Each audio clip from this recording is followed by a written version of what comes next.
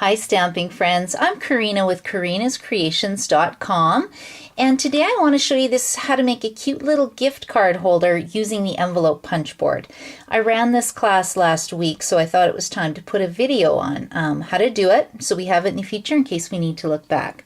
So this is what we're making, and it's actually called a file folder gift card made with a punch board.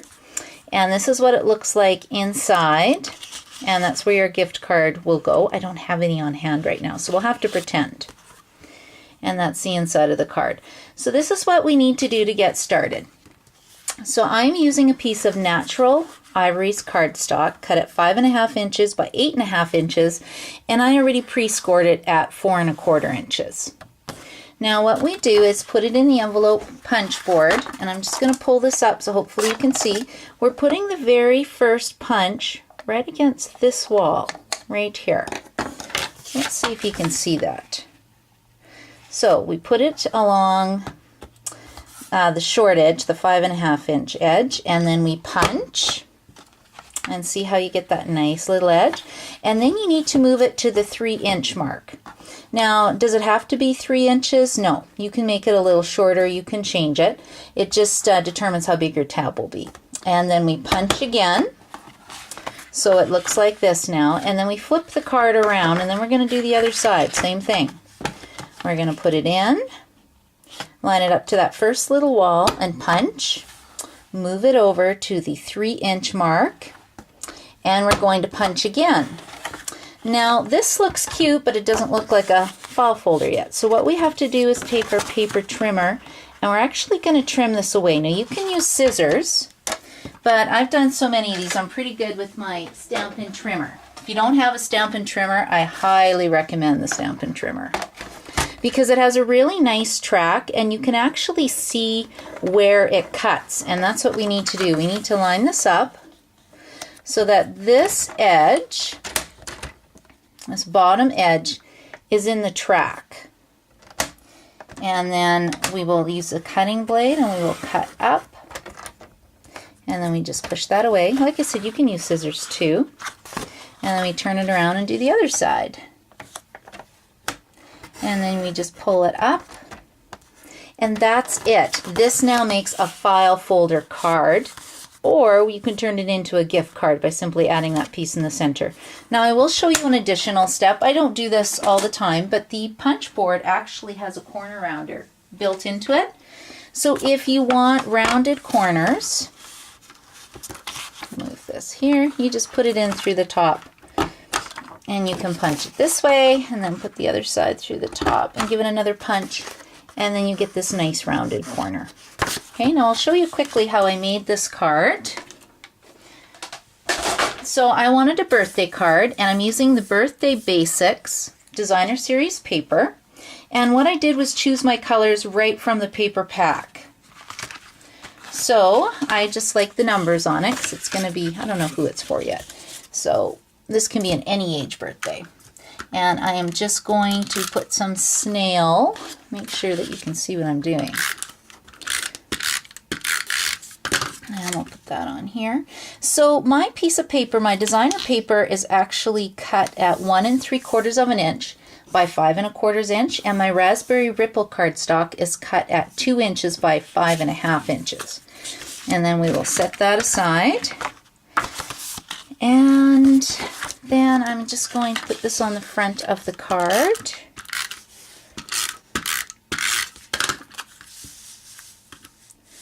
Make sure that I'm in the frame of the video for you guys.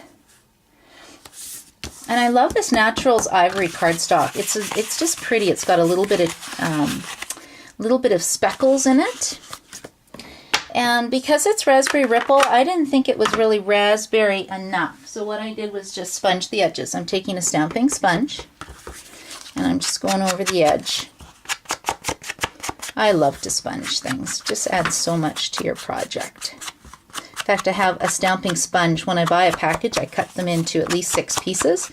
And then I make a little tag, and then I put the name of the ink that I used on it, and then I just keep them in a bag with all my color families. Okay, now the next thing we're going to do is I went and used the oval framelets, And I've pre-cut these in Very Vanilla and Bermuda Bay. And we're just going to be using the birthday cake stamp. So this is a single stamp, comes all by itself. And I'm using our Stampin' Right markers to color it. And I always start with the lightest color first. So I'm doing the flames in Summer Starfruit. I am doing the dots in Summer Starfruit.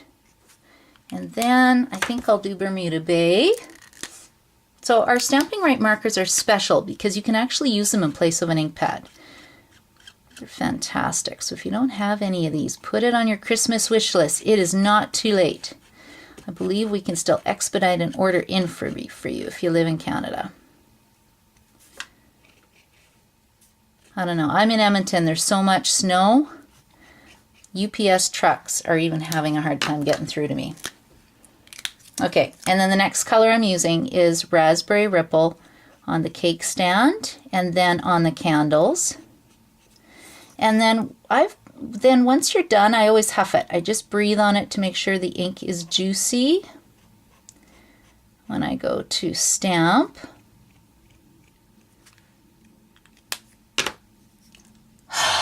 so I'll just breathe on it and then stamp on the oval and hope it's fairly straight. Oh, not bad. Okay, that's what it looks like. So now I will put that on the Bermuda Bay oval. And we just put that down like this. And then if you've ever stamped with me, you know I always use dimensionals. Dimensionals are not optional. I love these things.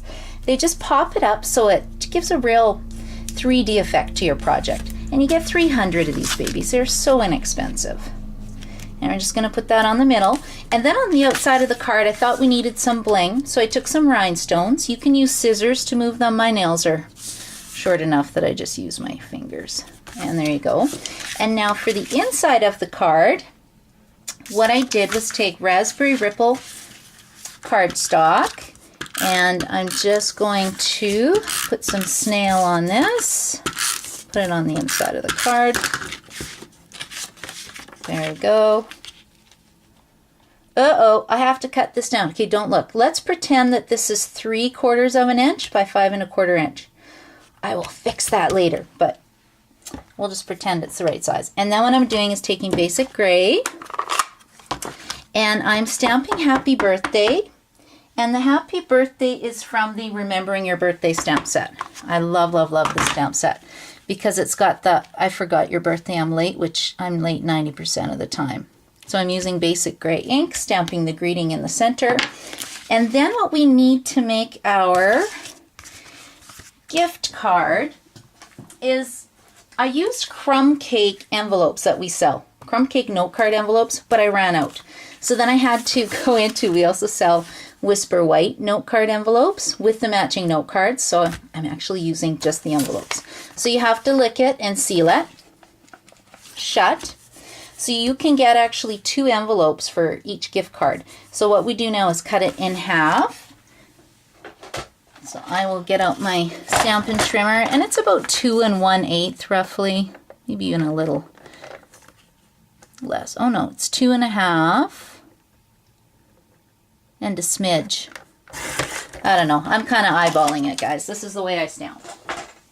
Okay, and then we're going to take these. You can see it's closed and it makes a fun little pocket.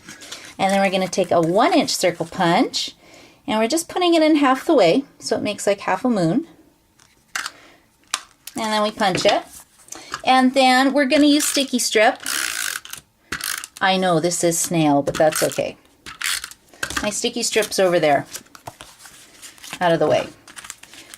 And then we just put the white in. So you can see how the crumb cake might look a little bit cuter, but the white is still cute too.